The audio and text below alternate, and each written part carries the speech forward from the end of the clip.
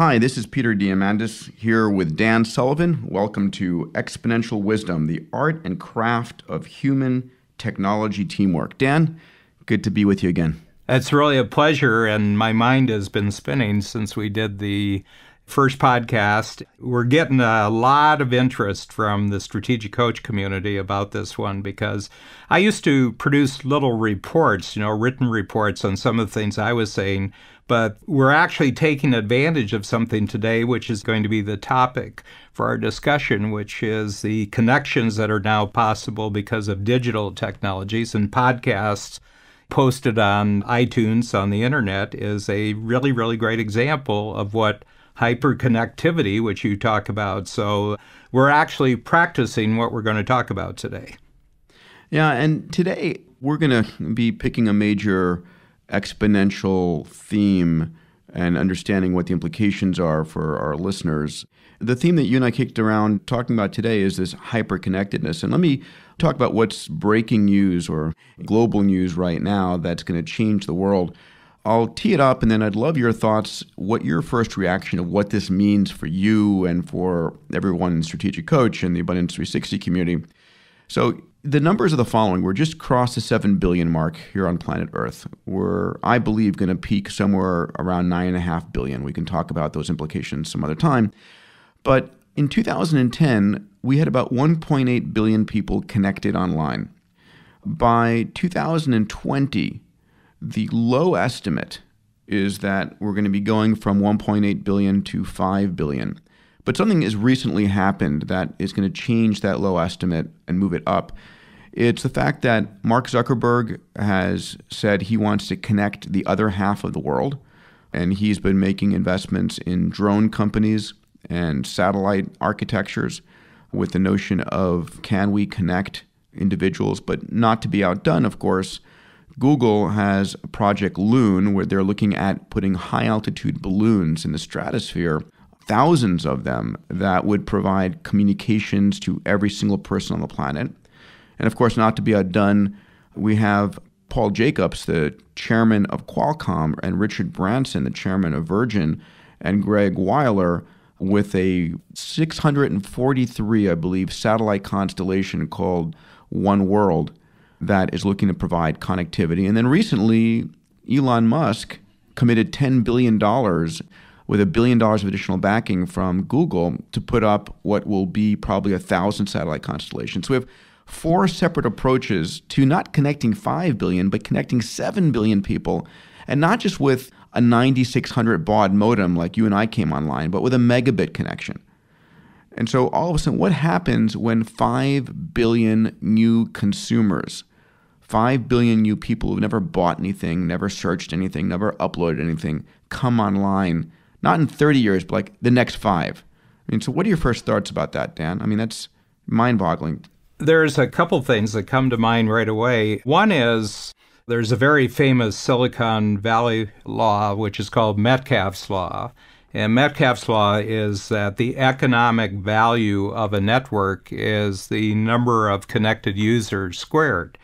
It tells you why it's important to have more than that one person just has a telephone. It has no economic value until 2 people have a telephone because they talk about things which are usually not predictable before they talk about them, and it leads to economic activities. So if you have 100 people, the economic value, if they're all connected with each other, is 100 squared. And if it's 7.2 billion or 9.5 billion, then the economic value of the entire network, which in this case would cover the entire planet, is 9.5 billion squared. So this is an amazingly simple way of why all of your predictions of abundance are almost like a no-brainer.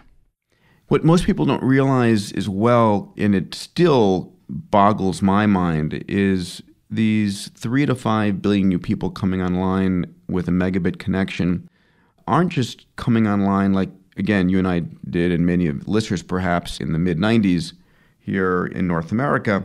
They're coming online with access to the world's information on Google, right? They're coming online with the ability to, if they want, crowdsource access to technology, crowdfund access to their startup, money for their startups. The ability to go to Amazon Web Services, AWS, and spin up 1,000 core processors, or go to platforms like 3D Systems and cloud print their prototypes. So they're coming online with access to technologies that were really only available to the largest companies and governments 20 years ago. And now 7 billion people have that. And so I think, and this is what you've talked about before, which is the level of productivity in the world is exploding.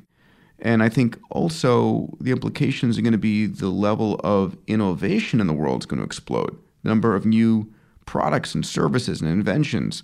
What does that mean? And Dan, what do you think the implications of that are going to be? Well, here's the interesting thing, because Peter, you travel the world on red ice, I should mention here. We'll talk about that a little bit later. But you travel the world, so you're really seeing the impact on a global basis where most people just experience it locally. But the thing that really strikes me about this is that the greatest impact is going to be actually on the poorest part of the planet, not necessarily the most developed part. And the reason is that, I went to Iceland once. They went from the horse cart age into the airplane age. They never went through trains. They don't even have a word in the language in Iceland for, a locomotive and railroads. And the reason is because they just bypassed it. And I thought that that was really an interesting thing that I saw in the 1960s and 1970s when I was there, that this is happening very, very quickly now in the what we call the developing world or the disadvantaged world, is that they're not going through all the intermediate steps that we went through to get used to the microchip and to get used to the self-empowering technologies that have appeared 50 years later after the microchip started getting developed. They're going right to the most advanced form of technology right off the bat.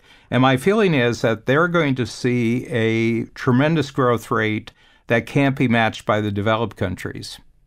Yeah, and what goes along with that, you're absolutely right, is that the developed countries have such a set of institutions in place that don't want to change. They're very brittle. While a lot of the developing world, Africa, as greenfield operations, one of the X Prizes we're working on right now is called the Qualcomm Tricorder X Prize. This is trying to bring the Star Trek tricorder to life that our dear departed friend Spock used to use, and Dr. McCoy.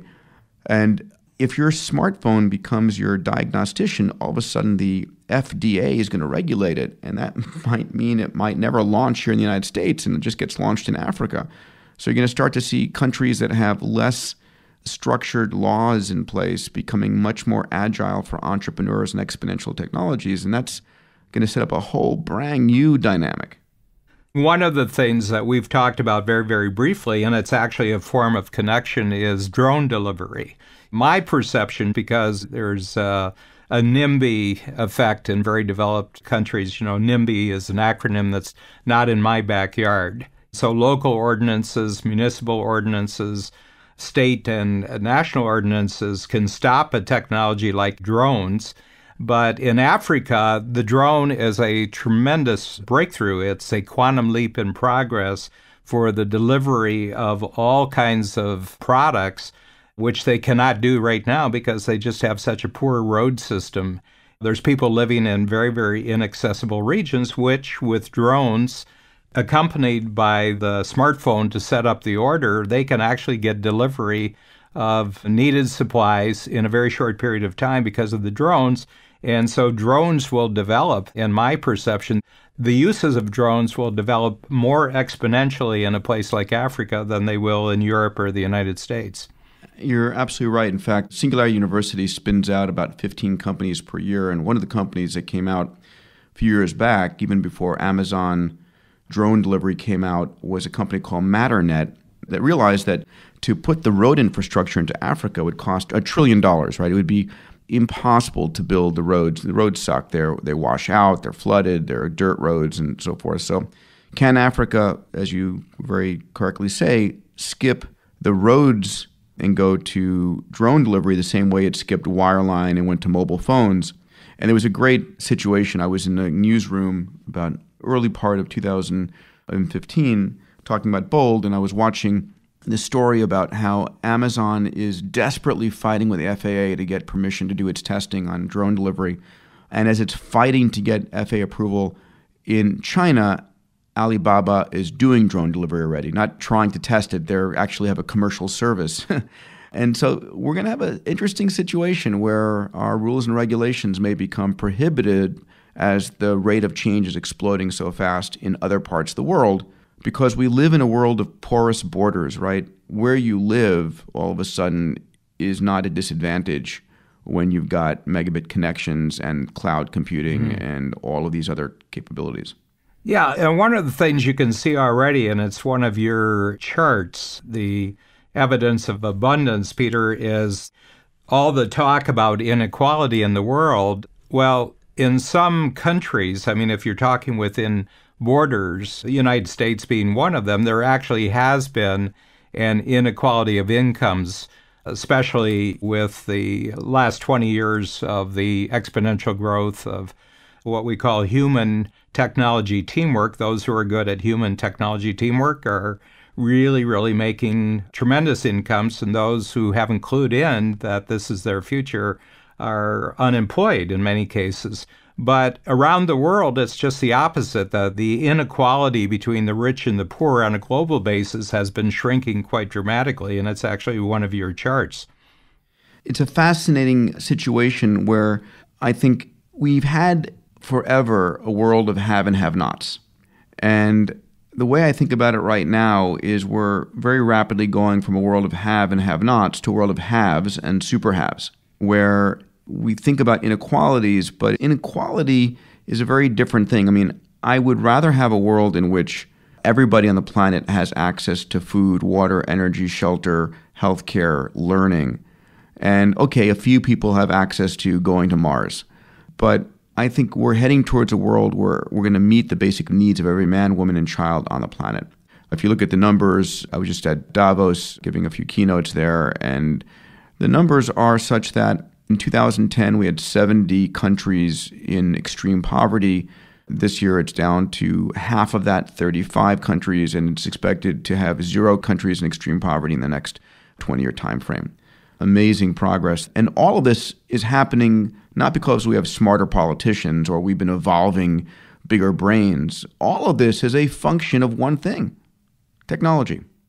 I'm actually a junkie for political news, so I make up for your absence, Peter, because I know you don't like reading about that stuff except where it gets in your way. But I'm actually kind of fascinated with politics, not to be a participant in it, but to actually just observe, because whatever you can say bad about politics, you have to understand that politics is actually an organizing structure which allows people to deal with inequality without violence. I mean, that's really the great breakthrough, and Steven Pinker has a lot of interesting insights about the fact that we've become an extremely nonviolent world by historical comparisons. But one of the things that I find very, very interesting about this is that the breakthrough in human progress really has to do with how human beings deal with strangers. Okay, so if you think about most of the world, you can only do business with friends and family. The entire almost Middle East world, much of the African world, a lot of the Asian world, a lot of the South American world, is that your trust level really doesn't extend very, very much on family members that you've lived with forever or friends that you've developed over a long period of time. The great breakthrough, and it's especially certain countries in Western Europe and almost the entire English-speaking world, anywhere where Britain put its footprint down, is that you look at those countries and they have the highest trust levels, that and a few of the Scandinavian countries, highest trust levels among strangers. And when you think about it, you take that concept and you link it up with the whole notion of hyperconnectivity. Well, the hyperconnectivity is spreading because there's a high trust level with strangers. You wouldn't take advantage of any of these electronic technologies and just call somebody on the other side of the world if there was an extension of trust. There was a very famous 1940s, 1950s economist by the name of F.A. Hayek, and he was one of the real great thinkers about capitalism, and he said, the biggest problem with capitalism is that it was named by its enemies. Capitalism isn't really about capital. Capital is just a byproduct. He says capitalism is an ever-expanding system of increased cooperation among strangers. The more you can extend cooperation among strangers, the bigger and better the economy gets. The kinds of lives that people can live actually is a function of the general extension of cooperation among strangers. And the hyperconnectivity is just taking that concept and taking it exponential. Dan, I completely agree. And in this world today, some of the technologies that are going to be piggybacking on top of this hyperconnectedness that we started talking about is the whole virtual reality side of the equation, right? Mm-hmm. So one of the subjects I was teaching about at Abundance 360 in January of this past year, January 2015, was what I'm seeing in the virtual reality, augmented reality world, right? We had Facebook buy Oculus Rift for $2 billion. We have folks like Philip Rosedale creating the next generation called High Fidelity, who's the creator of Second Life. We've got Sony, Google, Microsoft with their HoloLens and their Holo technology right now. And we're going to start to see a situation where it doesn't matter where you live and where you work.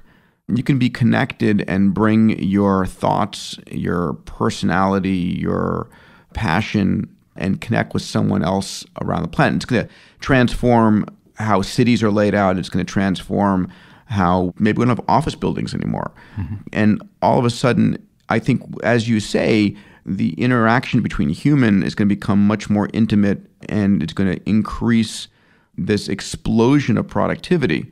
Capital is just one means of measuring productivity. Anyway, I'm fascinated by it. Let's talk about what hyperconnectivity has done to each of us, because we're talking about grand schemes here, and we're talking about global phenomenon. But where do you see yourself becoming adjusted to this whole notion of hyperconnectivity? Let's take your growth path as an individual and as an entrepreneur, and then really as a leading spokesperson for this entire phenomenon that we're talking about with exponential wisdom. Where are you seeing your use of this and you're getting used to it and feeling comfortable with it? Well, it's interesting because I find I have an expectation of constant connection. In other words, if I get on an airplane and doesn't have Wi-Fi, I'm pissed. It's like how quickly we become assuming that we're constantly connected in every spot at every microsecond of the day. One of the technologies I loved using that I introduced at Abundance 360 2 years ago is the Beam robot put by Suitable Technologies. And I have 3 beams up in Seattle at Planetary Resources, about 8 beams at Singularity University in Silicon Valley, 3 beams here at XPRIZE where I'm broadcasting this from. I have one right next to my table in my cafe. Yeah, and I have 2 down in San Diego, and I have 1 at home. I have 2 3.5-year-old boys, and the one at home is a little bit shorter, so it's their height. And when I'm on the road, I can beam in from Abu Dhabi or Hong Kong, or I'm going to be in Melbourne, Australia next week. I'll beam in from there and have dinner with the kids. So it's the ability to connect with not just a phone call.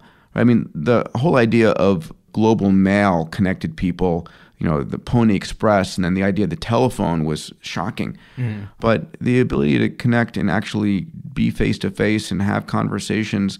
And this is just, again, just the beginning of an intimate level of connection that's going to come to us when virtual worlds. Now, the downside of this, of being constantly connected, is the ability to put your personal brakes on. And you do this far better than I do. So how do you deal, Dan, with you're far more evolved in respecting free days and being unconnected. How do you balance the ability to be connected constantly with choosing not to be connected? You mentioned in our very first podcast that you have to pick your spots. You have to be very, very selective. if we're living in a world of abundance, you can't get to it all. Because if you have that attitude, then you have a scarcity mindset, I mean, you're missing some of the abundance, you failure, you freak, You got to have a mindset that's okay with this, in the sense that I'll use the words, but that's not what I mean. You're going to miss a lot of it. I used to have this thing. I said, sometimes I think that people, in regard to their lives, they're like they go swimming in the ocean, then they come out and somebody says, well, how was the water? And they said, well, it was really great, but I missed a lot of it.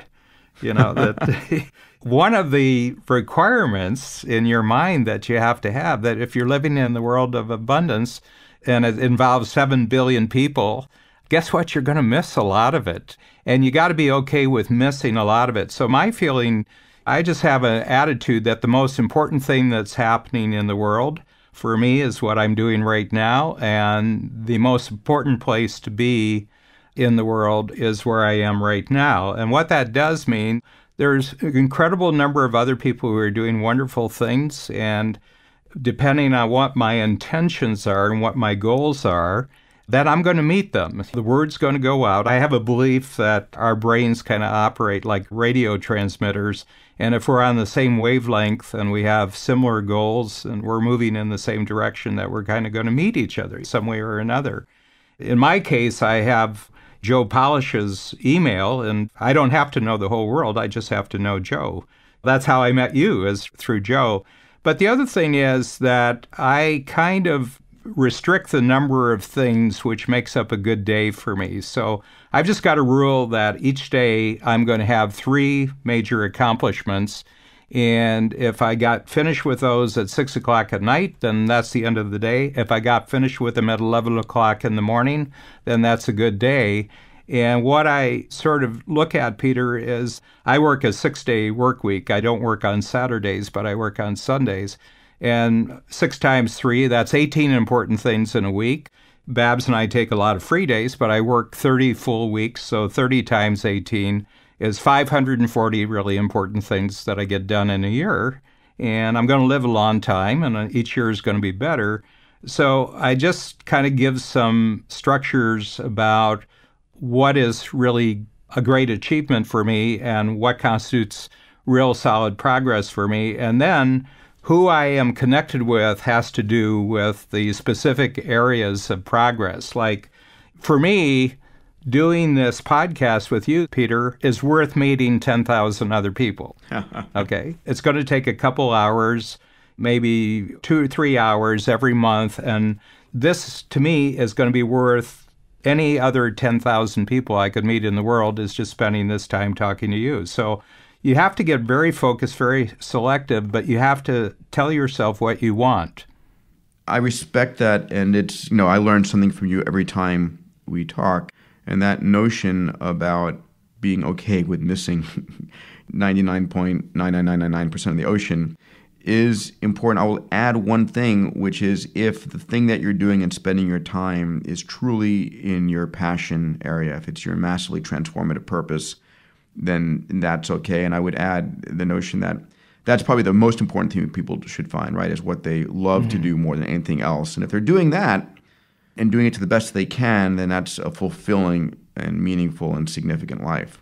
And you got to be clear who you want to be a hero to, because you can't be a hero to everybody. Yeah. So a long time ago, I just focused successful, talented, and ambitious entrepreneurs who they've completed stage 1 of their life, and they want to now have a stage 2 that is exponentially bigger than everything they've done before. And I said, that's the only people I want to be a hero to. People say, you should take this into the school system. I said, I don't want to be a hero to them. You should take this into government. I said, there's nobody there that I want to be a hero to. I only want to be a hero to a particular type of person, and that's very important too. It's got to have a multiplier to it too. I mean, if you're really good at what you do, you got to be rewarded in an exponential manner if you're creating exponential value. Absolutely. I know we like talking about a evidence of abundance chart at the end of each of our podcasts, and rather than just one, I'm going to tee up 2 of them that I'm looking at, Dan, and it's the cost of, since we're talking about connecting the world, the cost of bandwidth over the last dozen years. And in this chart here, the dollars per gigabit per second, right, the amount of information you're transmitting per second, In 1999, it was about $1,245 per gigabit per second. In 2012, because that's where I have the data up to, it dropped from $1,200 to $23, right? So the cost is plummeting and effectively is heading towards zero. The other chart, besides the reducing cost of bandwidth, is the reducing cost of transistors. And in 1992, it was $222 for a million transistors. Now it's 6 cents for a million transistors. Yeah. The interesting thing on the inequality issue, people use income, take-home pay, as their indication of economic inequality. But in terms of buying power, the most important assessment of whether you're falling behind or getting ahead with your life actually is, what can you buy for an hour of your work? Let's say you go back 20 years, what could you buy with an hour of your work? What can you buy with an hour of your work too? And attach it to something like television sets. I grew up actually before the television age. I was a child, I was a radio guy. But I remember, the first television you bought, my father, it would cost him a month of his income in the early 1950s to buy a television set. We had an Emerson. I remember the first set that we had was an Emerson. And you got your 3 channels, and because we lived in Ohio, we got the Canadian channel too. But the average person right now, the amount it would cost them a television today would be, at most, it would be kind of a day's wages to buy a television set. And some of them, if it's a year old or 2 years old, they'll give it to you for free. Even better than that, if you've got a smartphone or a laptop, you can get all of your programming effectively for free. Yeah, and the phones will be free because it'll make sense to all the communication networks. It'll be like Xerox. They'll give you the machine for free. They just want to make their money on the paper. Well, with a smartphone, they just want you to purchase things on your cell phone. Exactly. Yeah, because if you don't have a smartphone or a tablet, you can't buy anything. So people will give you the user terminal for free in the future. And we really are heading that way, right? Where we'll have 7 billion people with a megabit connection with a free device.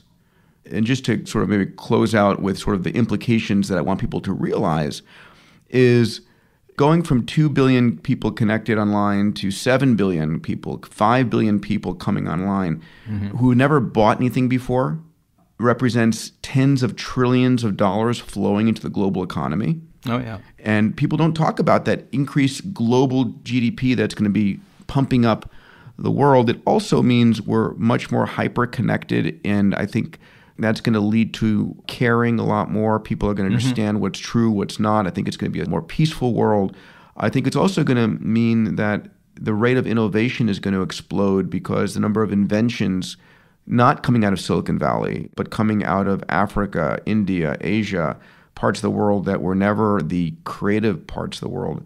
It's, again, we haven't seen 1% of the rate of change we're going to see over the next decade.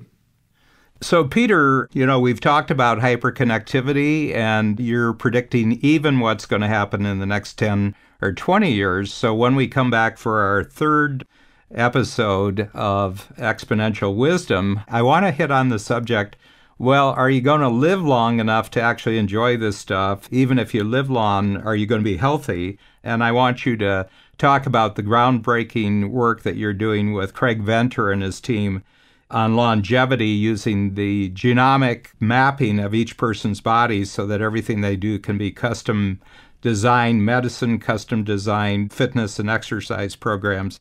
It's one thing to talk about different technologies, but what I've noticed, there is one subject that every human being on the planet is interested in, and that is a longer, healthier life.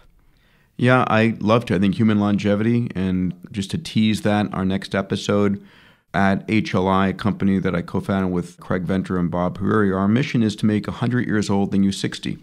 How do you add 20 or 30 healthy years at a minimum onto everybody's life? So you've got the aesthetics, the mobility, and the cognition at 100 that you have at 60. And the tech is there. We're discovering and understanding what the source code of the human body is. If you're alive today, it's the best time ever to be alive. So, it's a fascinating time to be alive, and you've said this, that there isn't a better time to be alive. But I grew up in the 1940s, so I was born just before D-Day in the Second World War.